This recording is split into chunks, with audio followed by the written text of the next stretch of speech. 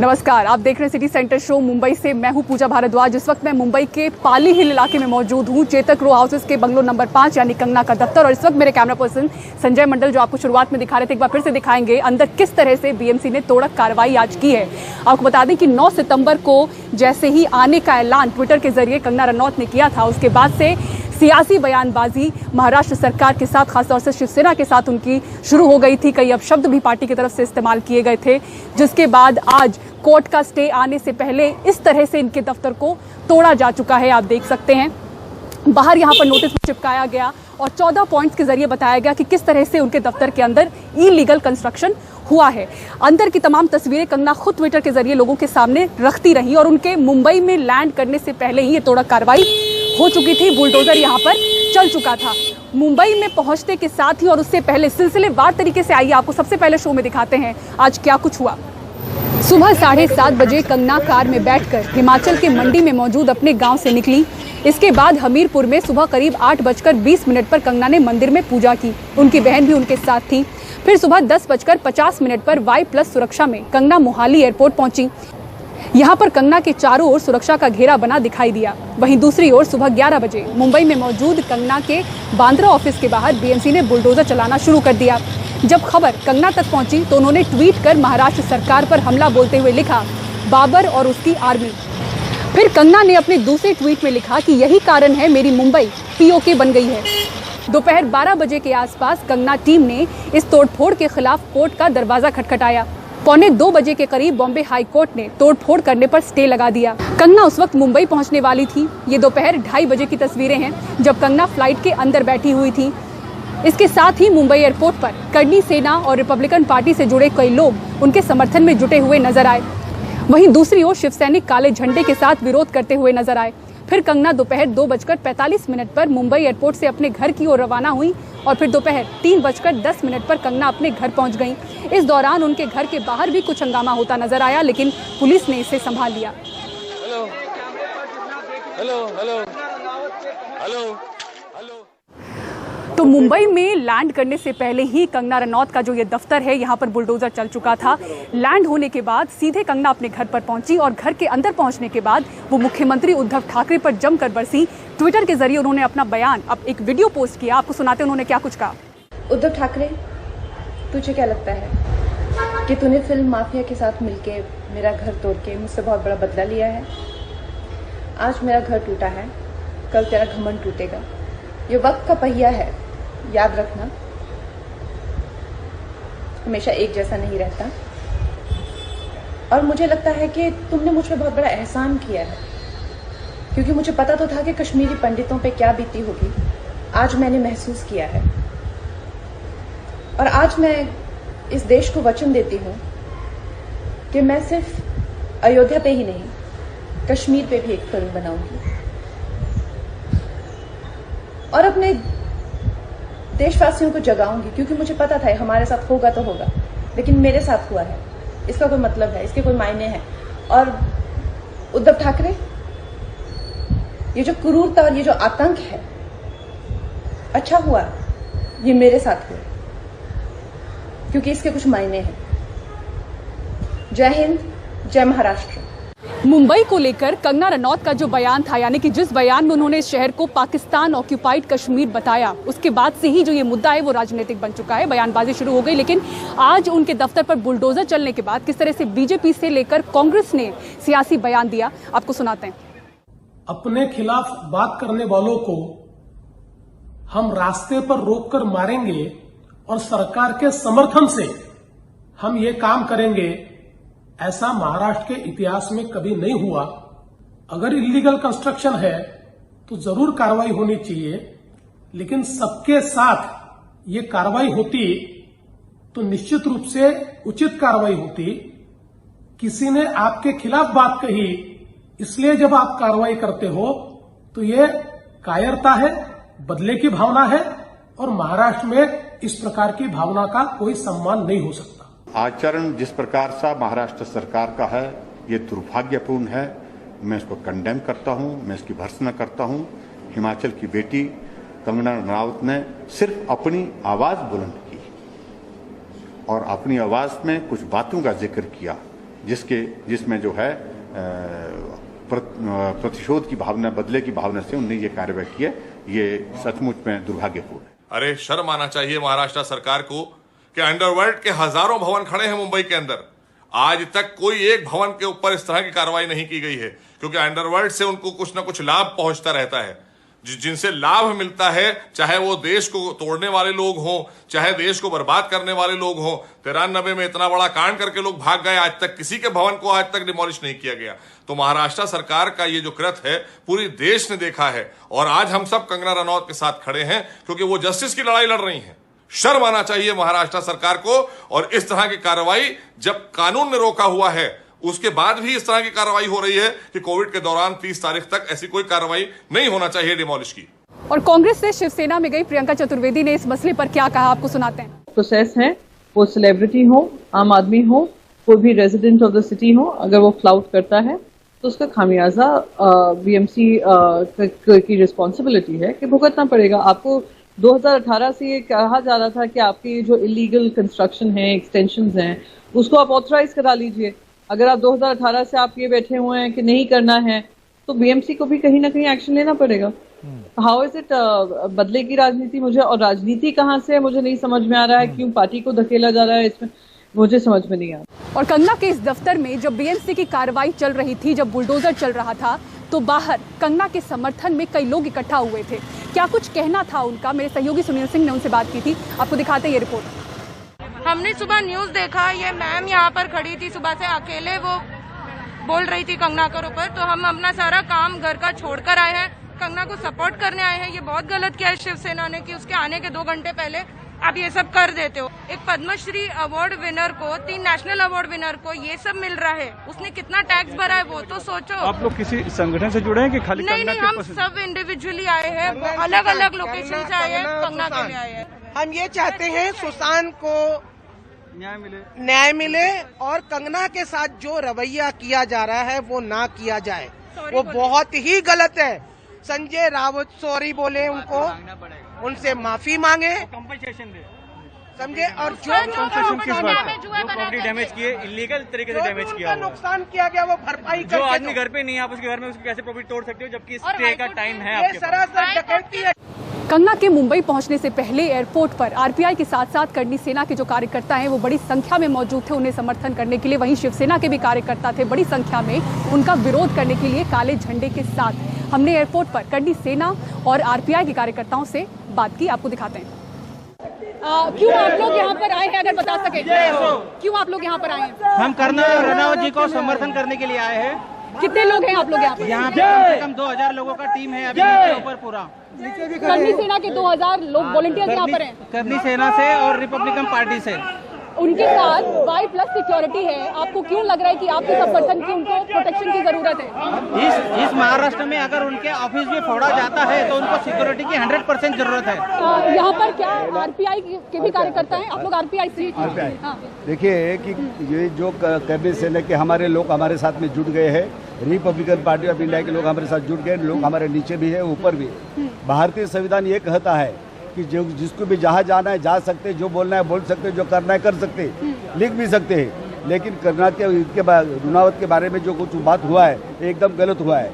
इतना बड़ा जो आदमी है जो खुद को समझता कि मैं ये प्रवक्ता हूँ, खुद को समझता वो एमपी है, खुद को समझता शिवसेना का संपादक है, ये सब होने के बाद भी उसने इस तरीके से घटना का अवमान किया है, महिला का अवमान किया है और उसके ऊपर केस लेने के लिए हम पुलिस अभी जो तोड़क कार्रवाई हुई है उनके दफ्तर में, उसके बारे में क्या कहेंगे? एक तो सबसे ये इससे पहले भी मुंबई में एक घटना हुई थी, जो कपिल शर्मा का जो शो था, तभी ऐसे ही मुंबई महानगर पालिका ने कार्रवाई की थी। और अभी जो जिनकी गवर्नमेंट ये महाराष्ट्र में उनका है, कहना है कि इलीगली कंस्ट्रक्शन हुआ है, जानकारी नहीं दी गई है। नहीं, क्योंकि कैसा है कि इसमें अगर उनको नोटिस के अभी देनी चाहिए थी। अगर इलीगल कंस्ट्रक्शन है तो इससे पहले भी उनको नोटिस देना जरूरी था। सच कड़वा निकलता है, मैम को नोटिस जाती है ना सच। आप लोग कितने आरपीआई के कितने कार्यकर्ता हैं यहाँ पर? ये सारे जो और सिटी सेंटर शो में ब्रेक पर जाने से पहले आपको हम दिखा रहे हैं कंगना के दफ्तर की तस्वीर एक बार फिर से। ग्राउंड फ्लोर का ये हिस्सा है, आप देख सकते हैं किस तरह से ग्राउंड फ्लोर का एक बड़ा हिस्सा तोड़ा गया है और साथ ही जो गेट के ऊपर का जो छज्जा था वो भी तोड़ा गया है। सिटी सेंटर शो में इन्हीं तस्वीरों के साथ हम रुक रहे हैं एक ब्रेक के लिए, लेकिन आप कहीं मत जाइएगा। ब्रेक के बाद कुछ और अन्य खबरें भी हम आप तक पहुंचाएंगे, दिखाएंगे रेलवे पर कोरोना का असर। बने रहिए हमारे साथ।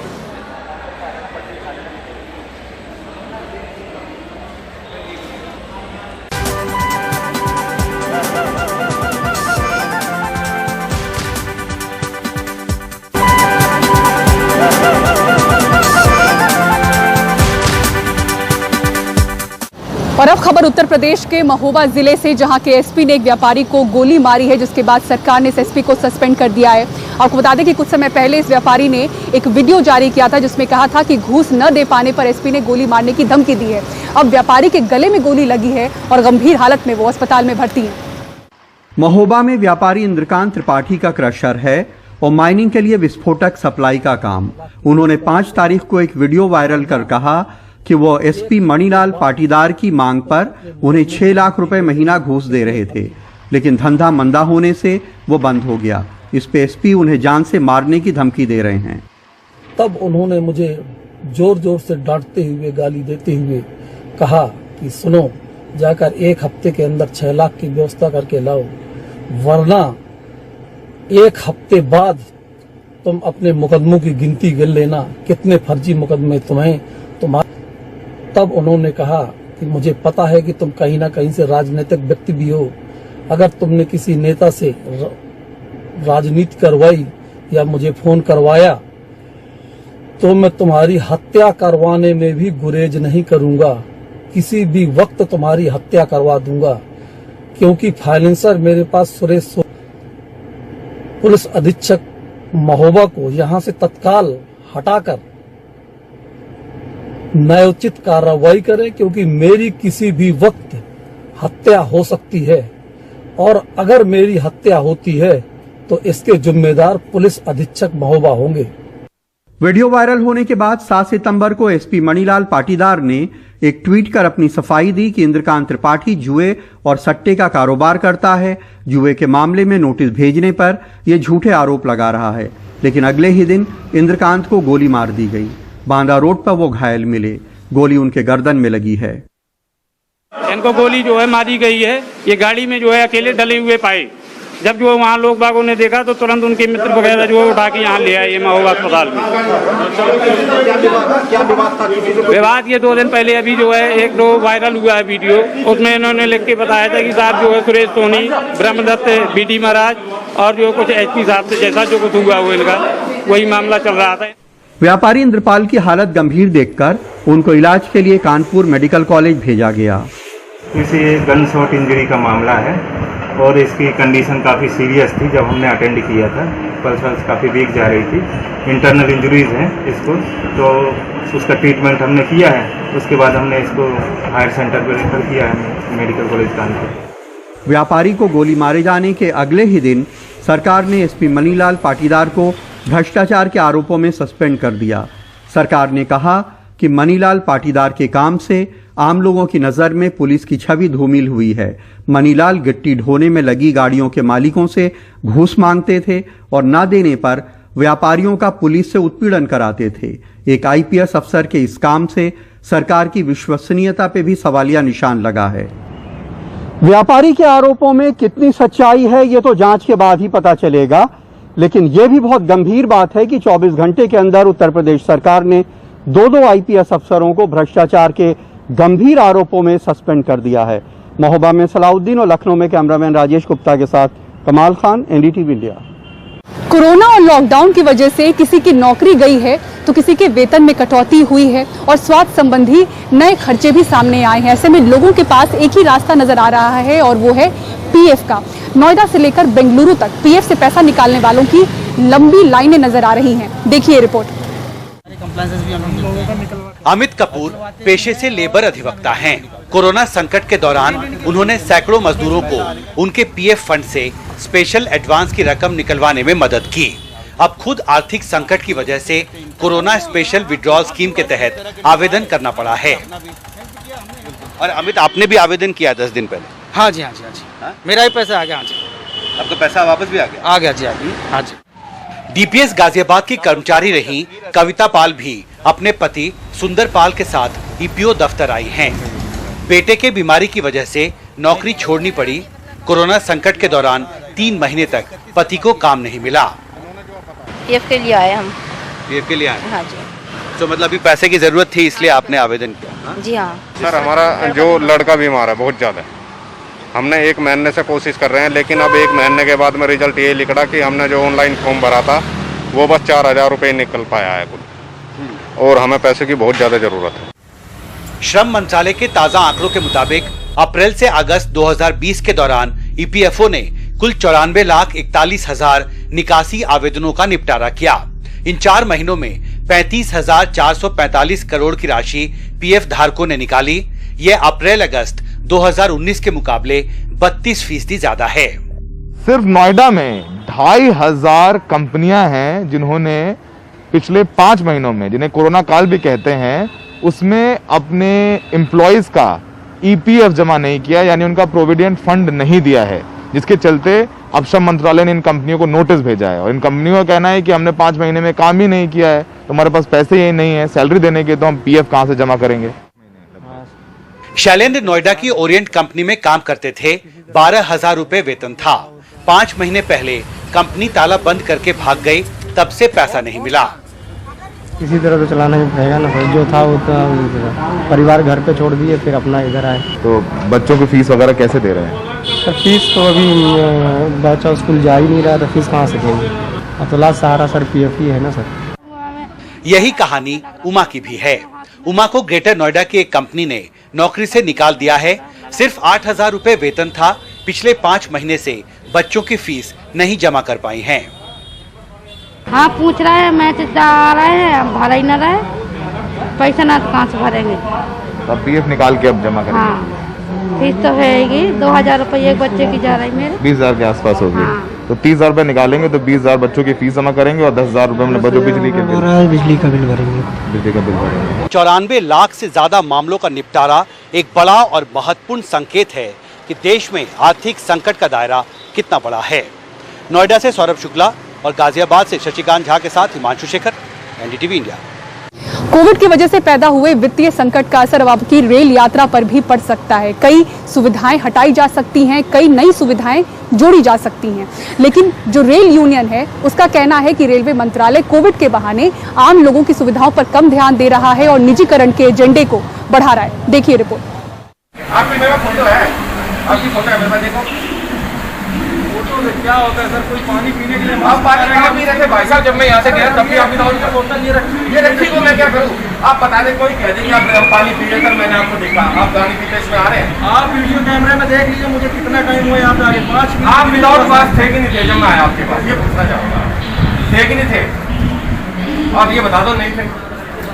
नई दिल्ली रेलवे स्टेशन पर ट्रेन में बैठने से पहले ही मास्क न पहनने पर 500 रुपए का जुर्माना काटा जा रहा है।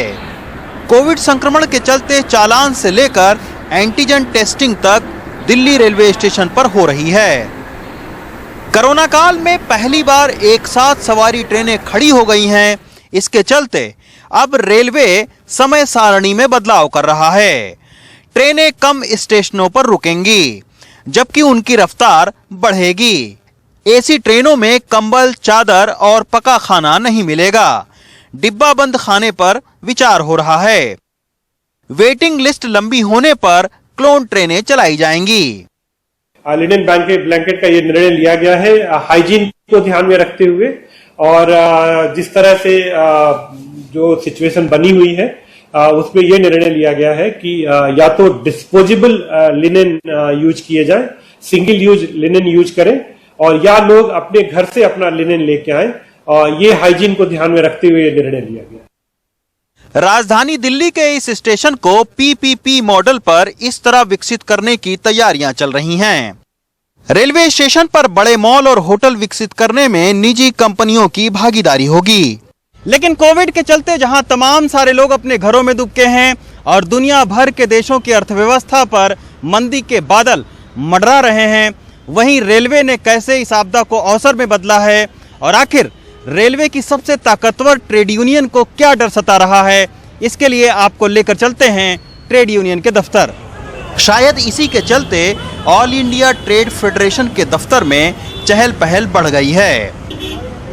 ट्रेड यूनियन इसे प्राइवेटाइजेशन की शुरुआत कह रही हैं। यूनियन का कहना है कि 7 रेलवे प्रोडक्शन यूनिट का निगमीकरण किया जा रहा है। इन सभी यूनिटों को कॉरपोरेशन बनाकर एक ही सीएमडी की नियुक्ति होगी। 150 ट्रेनें निजी कंपनियों को देने का टेंडर एक बार निकाला जा चुका है। ट्रेड यूनियनों को अंदेशा है कि कोविड संकट की आड़ में प्राइवेटाइजेशन तेजी से किया जा रहा है। नौकरियां पहले ही कम कर दी गई हैं। उन्होंने ये सोचा कि जो उनका एजेंडा है उसको इस मौके पे आसानी से पूरा किया जा सकता है, निजीकरण का और निगमीकरण का, और उन्होंने ये सोच करके इस बीच में उसको आगे पुश करने का काम किया, जो मैं समझता हूँ कि बिल्कुल ठीक नहीं है।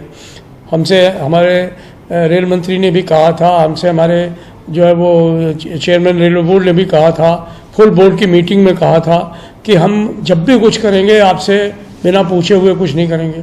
अब हम अनुभव कर रहे हैं कि वो कोविड की आड़ में सारा काम जो है वो हो रहा है। जानकारों की चिंता यही है कि कोविड में वित्तीय संकट के नाम पर कहीं आम लोगों की ये सवारी खास लोगों तक ही सीमित न हो जाए। नई दिल्ली से एन रवि के साथ रवीश रंजन शुक्ला, एनडीटीवी इंडिया। और मुंबई के पाली हिल में मौजूद कंगना के दफ्तर के बाहर से कैमरा पर्सन संजय मंडल के साथ फिलहाल मुझे सिटी सेंटर शो में दीजिए इजाजत, लेकिन खबरों के लिए देखते रहें एनडीटीवी इंडिया। नमस्कार।